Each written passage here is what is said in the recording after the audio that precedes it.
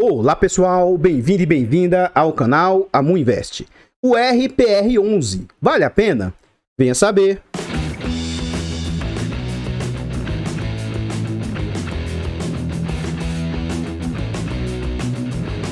Então pessoal, este é um fundo imobiliário do setor de papéis, de recebíveis imobiliários. Ele é um fundo que foi lançado no mês 8 de 2020, é um fundo de base R$100, Urca é a gestora, ele tem mandato híbrido e atualmente ele está com alta liquidez, negociando em média 3.374.000 por dia. Ele é um fundo para investidor em geral, tem nota 4 de 5 no site, faz parte do IFIX com 1,07% e ele conta atualmente com mais de 11.675.000 cotas. Em termos de PVP, como a grande maioria dos fundos de papel, eles estão sofrendo bastante, ainda mais em razão das últimas quedas. O que ocorreu lá com HCTR e DEVA tem puxado até outros fundos para baixo aí, tá? Então atualmente ele está com PVP de 0,93, o que indica que ele está 7% mais barato do que ele vale. Hoje ele tem um patrimônio de 1.159 milhões, mas no mercado ele está valendo apenas 1.074 milhões. Então essa diferença aí é que dá esse 7% aí. Ele é um fundo de base 100, cuja cota hoje vale 99,33 e o mercado está aceitando pagar 92. Tendo fevereiro como referência, é um fundo que conta com mais de 92 mil cotistas. Então aqui a gente vê as negociações do fundo. Na data que eu gravo o vídeo, 92,18, mínima de 91,95 e máxima de 115. Então ele está operando ali bem próximo das suas mínimas históricas. Esse é um fundo que eu considero que, assim, tendo o histórico que ele tem, ele é um fundo que não costumava não ser negociado tão próximo do VP. Mesmo em momentos que outros fundos estavam bem depreciados, esse fundo aqui não estava sofrendo com isso. Então, quando ele foi lançado, foi depois da situação pandêmica lá grave, lá de março de 2020. Então ele já vê mercado sendo negociado a 115, 110 reais. Esse fundo, assim como o DEVA, assim como o Hectare, ele surfou muito aquela questão do IGPM, quando ele estava disparado. Então esse fundo já chegou a ser negociado a 140, 144 reais. Olha o spread de 40% de ágio, algo assim que é inimaginável, não tinha justificativa para ser negociado tão caro. E aí, esses picos aqui de queda, geralmente elas ocorreram em momentos de subscrição. Então ele veio com a tendência de queda, por quê? Fundos de papel, no longo prazo, eles tendem a voltar e ficar próximo do seu valor patrimonial, isso aí é inquestionável, tá? Então, como todo o mercado veio caindo, os fundos de papel começaram a cair mais agora, nesse ano, mais ou menos a partir do meio do ano, onde ocorreu a deflação, para cá, do meio do ano passado, né? Então, você vê que ele vinha em queda. Volta e meia, lá em dezembro de 2021, provavelmente dezembro também foi um momento bem crítico, né? Os 2 dezembros. Você pode ver que são 2 quedas que tem aqui. Então, nesse momento aqui, o fundo chegou a cair bastante e ele se recupera. Ser negociado aqui, em janeiro de 2022, na faixa de 115. De lá para cá, desde janeiro de 2022 até nessa data aqui, o fundo caiu de 115 para começar a ficar operando próximo do VP. E aí, no dia 14 de março, eu não tenho certeza absoluta se foi nessa data aqui que ocorreu a polêmica gigantesca agora com o HCTR. Mas note, esse fundo teve uma queda gigantesca, saindo de 98 para 91 nesse dia. Ele se recuperou, começou a beliscar ali de novo uns 95, 96. E agora, na data que eu gravo o vídeo, ele está 92,18. Aqui é aquilo que eu falei para vocês, Esse fundo começou a entregar bem pouquinho, na faixa de 80 centavos mais ou menos, no ano de 2020. No final do ano, quando começa a disparar aquela questão de GPM, o fundo dá saltos, 1,50, 2, até mais de 3 reais de entrega o fundo fez. Durante a maior parte do ano de 2021, o fundo entregou ali na média, bem acima de 1,50, porque teve 2 entregas abaixo de 50, mas a grande maioria foi na faixa de 2,50. Então, assim, mais do que 1,50 de média. Durante o ano de 2022, aí já começa a cair. Ele estava entregando ali na faixa de 1,60, 1,70, algumas de R$2, mas recuou. E aí, esse período de recuo aqui é quando começou a bater a deflação. Então, o fundo recuou, mas ainda assim foi superior a R$1, bem próximo de R$1, mas superior. E agora ele vem mostrando uma recuperação. Então, na data que eu gravo o vídeo, o último dividendo anunciado foi de R$1,33. Esse fundo já passou por 7 subscrições e a última ocorreu no mês 9 de 2022. Aqui a gente vê com exatidão, né, as entregas, ó. Então, ó, R$2, R$1,80. E aí no mês 7 lá, ó, para pagar no mês 8, quando começa a ter o impacto da deflação, ele anunciou R$1,20, R$1,60, R$1,30, R$1,13, R$1,11, R$1,20, R$1,25. E agora vem mostrando uma recuperação, né, R$1,21, R$1,25, R$1,30. Dia 31 de março agora, ele vai pagar no dia 17 de abril R$1,33. Na data de anúncio, a cotação estava em R$93, o que representa um yield de 1,42%. E no acumulado aí dos últimos 12 meses, 18,65% de yield acumulado. Sou cotista desse fundo na minha carteira pública e na privada.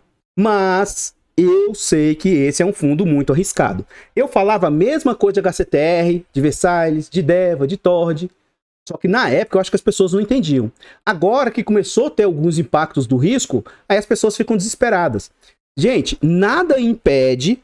Talvez não venha acontecer na proporção que está acontecendo no HCTR, no Versalhes, devido à concentração que eles acabaram fazendo, né? Eles começaram a se concentrar muito naqueles ativos lá.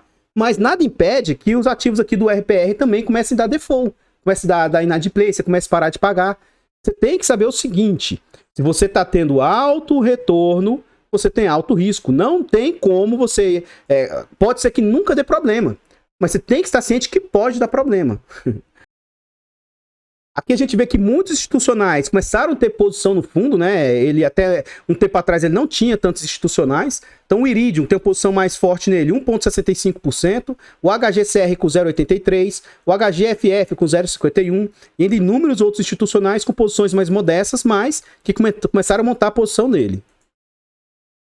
Então, pessoal, antes de a gente continuar vendo mais a respeito do RPR, eu trago aqui para vocês formas de apoio financeiro ao nosso trabalho. Considere fazer uma doação para o Pix do canal de qualquer valor.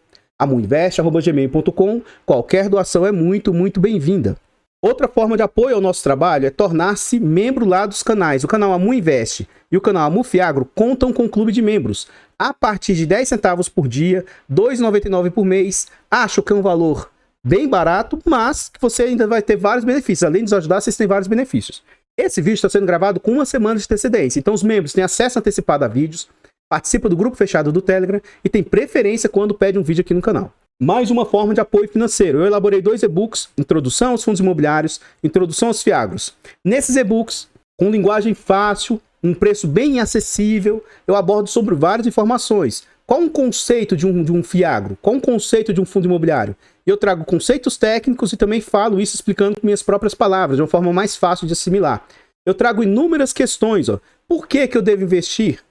Então, como comprar, tipos, vantagens e tal. Nesse quesito de por que investir, nesse aqui, o e-book de Fiagro, eu ainda trago a seguinte informação.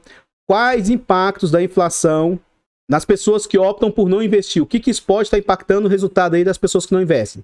Então, na minha concepção, são e-books simples, que são de introdutórios, mas que podem ajudar imensamente aí os investidores, principalmente os iniciantes, ou quem tem até uma certa bagagem já no mercado.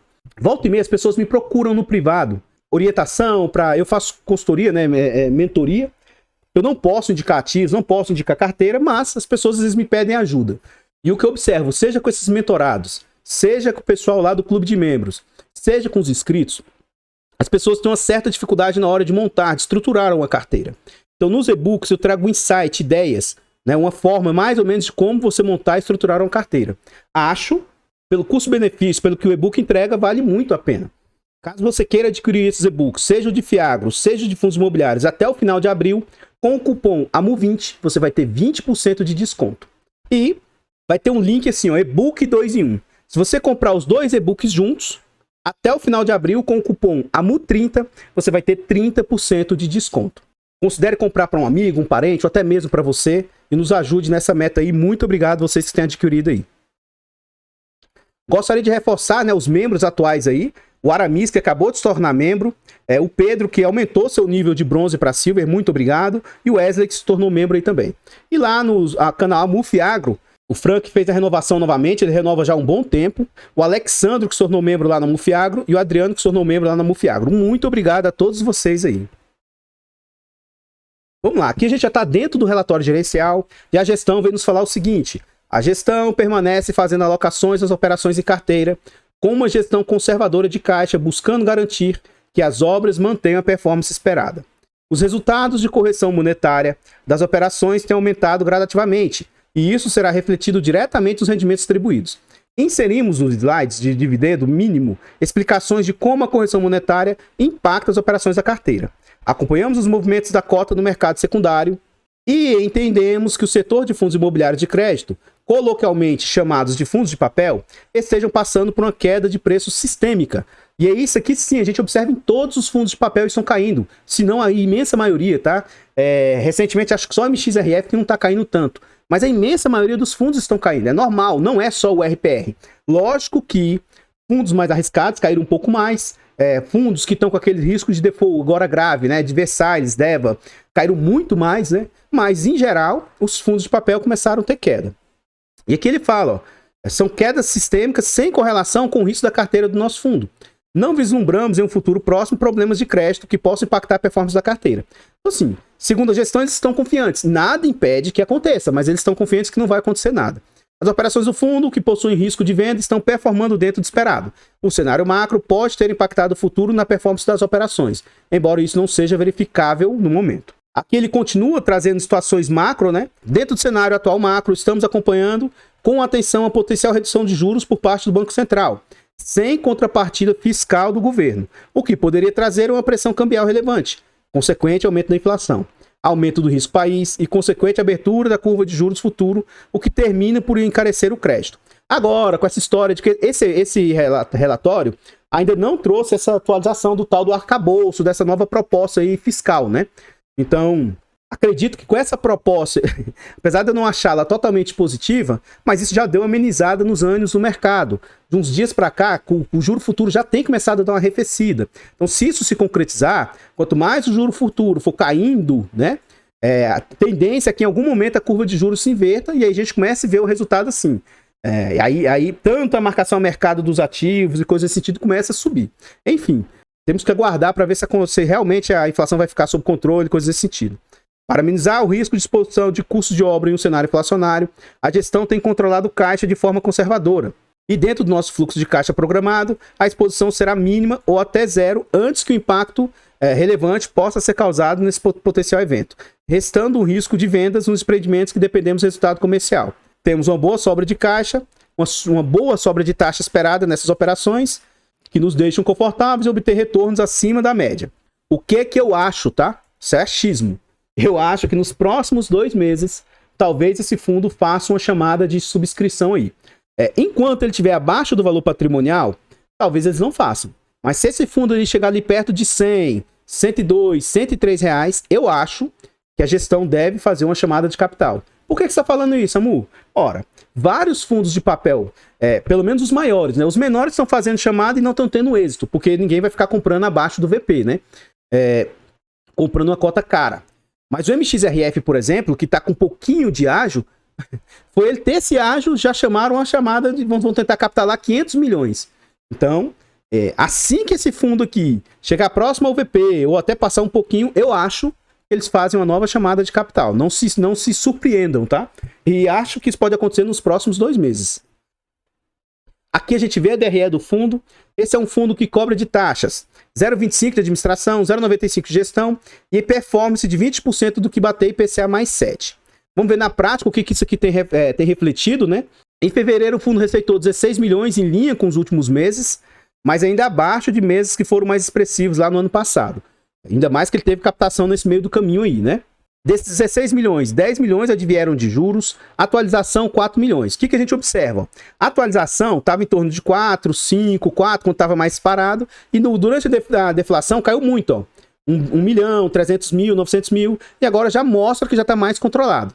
Ou seja, a tendência agora é o rendimento ficar nessa faixa do que ele vem entregando aí. E aí outras receitas que o fundo teve, 716 mil, dando esse total de 16 milhões. Taxas para o fundo, 255 mil de administração e mais 969 de gestão. E aqui ele traz outros custos, né? Que acredito que não vá para o Bolsa Gestão. Então a gente vai ver o que esses dois valores representam frente ao total que o fundo receitou. Lembrando que o máximo que eu me sinto confortável é 15% de taxa. Note, 255 mais 969 é igual a 1.224 vezes 100 dividido por 16, 131. Então, em fevereiro, as despesas do fundo ali estão orbitando próximo de 7,58%. Recentemente, eu trouxe um vídeo aqui do QAGR11. Lá a taxa era de 0,75. Só que na prática estava dando na faixa de 12, 13. E aí, 2 dias depois, eu trouxe um outro fundo que as taxas eram na faixa de 1,20, só que na prática estava dando 8, 9. É igual esse aqui, ó. Se você somar essas duas taxas, só esse aqui está dando 1,20. Então esse fundo aqui está dando 7, 7,50 de taxa. Um outro fundo com 0,75 dá 12, 13. Por isso que eu falo, além de eu não compreender muito bem essas taxaiadas e não ligo para isso, eu prefiro calcular dessa forma que, para mim, eu me sinto mais confortável e eu vejo como sendo mais efetivo. Aqui o fundo mostra a evolução do seu patrimônio. Então, a cada emissão, quanto que ele foi crescendo o seu patrimônio, né? Emissões no início de...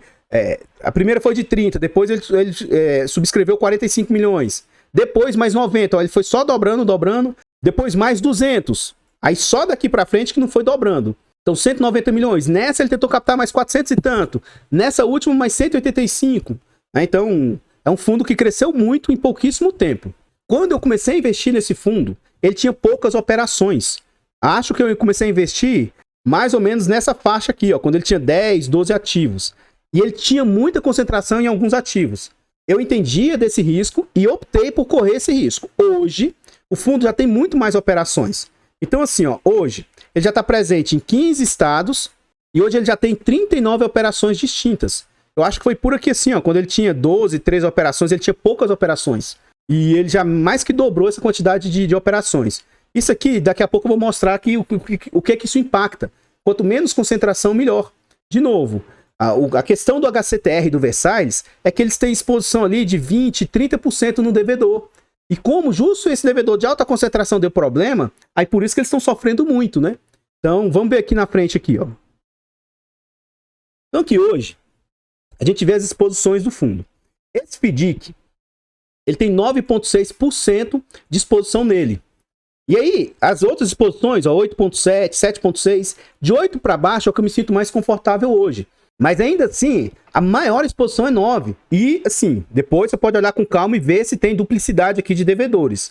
Mas, pelo que eu vi, ele não tem mais de 10% hoje de exposição no mesmo devedor. Qualquer coisa, é o que eu sempre explico. Pausa aqui, dá uma olhada em todos os devedores e vê se não tem alguma duplicidade. Porque se tiver, você tem que somar todas as exposições que o fundo tiver nessas duplicidades. Mas enfim, a gente vê que tem bastante diversificação e as exposições não são muito altas. O LTV médio da carteira é altíssimo. Outro ponto acima do mais vantajoso do que o próprio Versalhes e o HCTR, que o LTV dele estava muito ruim. E ele está com uma boa valor em caixa, que o que está passando lá, o HCTR, Versalhes, Tord, do devedor lá não está com fluxo de caixa para continuar tocando a obra, eles estão deixando bastante saldo para evitar faltar recurso justamente para esse fluxo de caixa que eles precisam aí. Pode vir a precisar, né? O que é um ponto de risco desse ativo? Quando eu comecei a me posicionar nele, eu gostava que eles tinham uma exposição alta em loteamento. Loteamento é um setor arriscado, mas eu vejo como sendo muito menos arriscado do que o setor de multipropriedade. Então eles começaram a se expor a multipropriedade, eu não gostei muito disso. Hoje 30% dos devedores aí são do setor de multipropriedade, e mais 26% do setor de loteamento. Então esses dois setores são de muito risco. Então por isso que esse fundo também é arriscado, igual a HCTR, DEVA, só que nas proporções menores, né? Hoje eu vejo ele como menos arriscado do que esses outros. Só que ele tem diversos outros segmentos aí, de residencial horizontal, vertical, setor corporativo, né? Que diminui um pouco mais, dá uma controlada na carteira, né?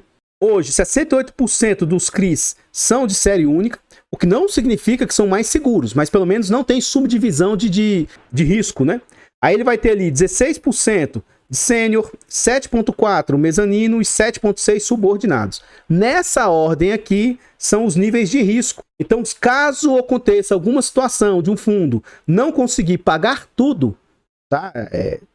O que o devedor pagar, o sênior recebe primeiro. Se sobrar dinheiro, aí começa a pagar o pessoal da classe mezanino. E se sobrar dinheiro, começa a pagar o pessoal da classe subordinada. A gente acabou de ver que quando às vezes acontece um default, ele é tão problemático que ninguém recebe, né? Então essas subdivisões de risco aqui não necessariamente vai proteger o fundo em razão disso. É um fundo que já tem uma boa posição geográfica aí em vários estados do país, bastante mesmo, como normal, né? De uma concentração mais no estado de São Paulo, mas eu vejo isso como sendo algo normal, natural.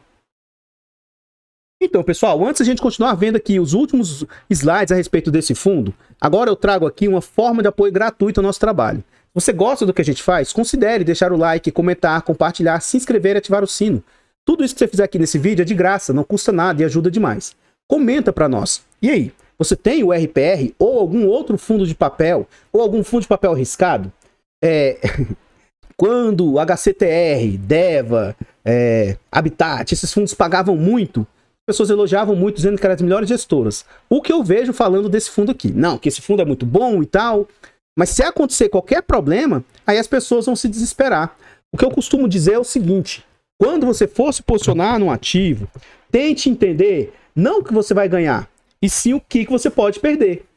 Ó, e nesse fundo aqui eu estou disposto a ganhar muito, eu quero ganhar muito. Mas eu estou ciente que se eu perder, eu posso perder muito, é risco-retorno. As pessoas só querem ganhar muito, mas se der algum problema elas estão assustadas. Espera aí, então você não fez a gestão correta, né?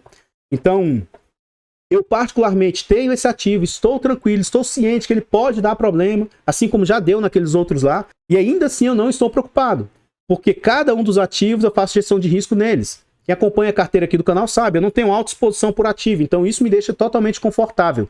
Por isso que eu fico tranquilo em investir em ativos um pouco mais arriscados.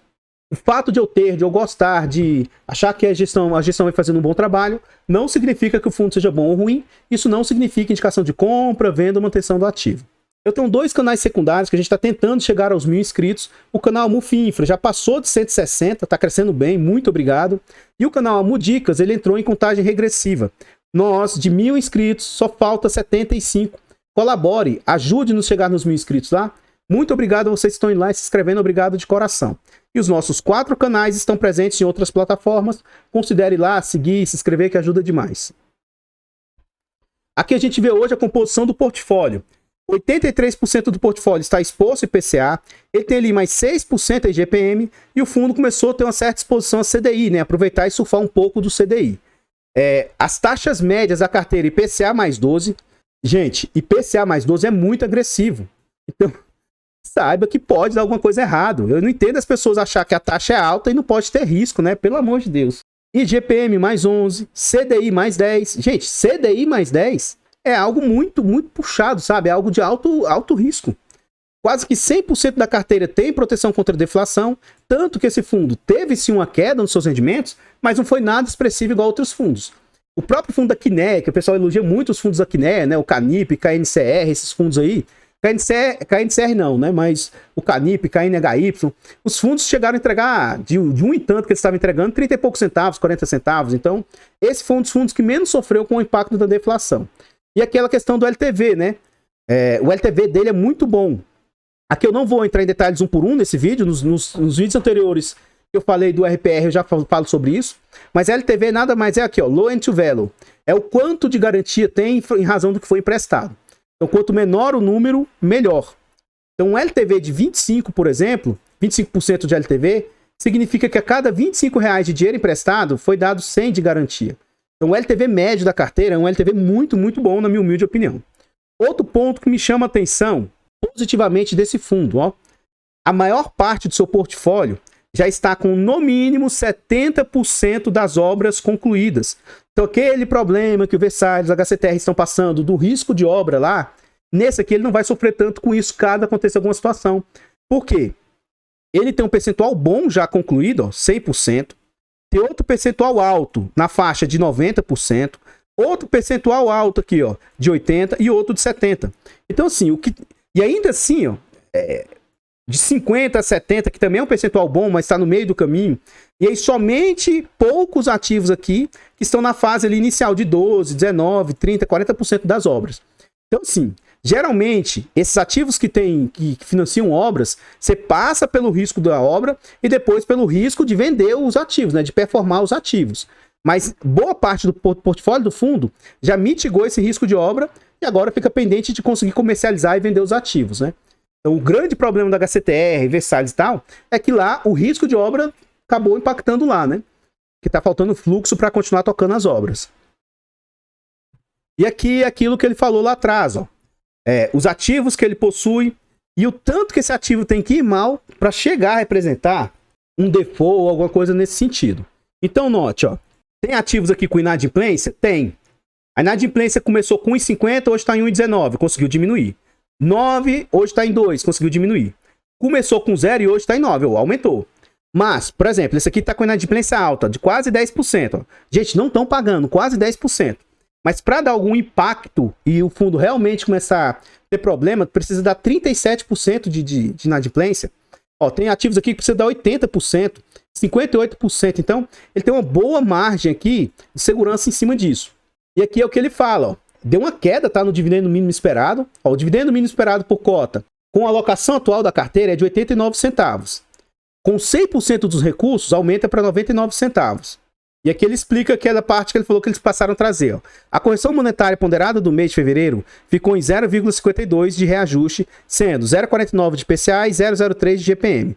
A correção monetária encontrada mensalmente nem sempre se torna caixa. Variáveis como taxa de amortização dos papéis, recebimento da carteira, podem ou não perfazer o número encontrado. Com o patrimônio do fundo 100% alocado, o impacto da correção monetária seria de 0,56. Note que foi 0,52, ó. Sendo que seria 0,53 para IPCA e 0,3 para IGPM. Então tá vendo que ele tá tendo às vezes um impacto menor do que teria, né? Em razão de não estar 100% alocado. Então, pessoal, o que eu tinha para trazer a respeito do RPR são somente essas informações. Eu gostaria de agradecer, reiterar, muito obrigado a todos vocês que nos apoiam de forma gratuita. A audiência, né, que assiste os vídeos, vocês que comentam, vocês que deixam like, que têm colaborado, muito obrigado. E obrigado também vocês que ajudam de forma financeira. Os membros do canal aí em especial, e vocês que têm adquirido os e-books. O YouTube remunera muito mal e quase não tem remunerado. E essa ajuda de adquirir os e-books, se tornar membro, ajuda muito na forma de a gente monetizar aí. Então, muito obrigado, saiba que isso é uma ajuda imensa. Eu vou ficando por aqui. Vou deixar passando vários slides a respeito desse fundo aí. E eu espero encontrá-los nos próximos vídeos. Fiquem todos com Deus, tenham um bom dia, uma boa tarde, uma boa noite e... fui!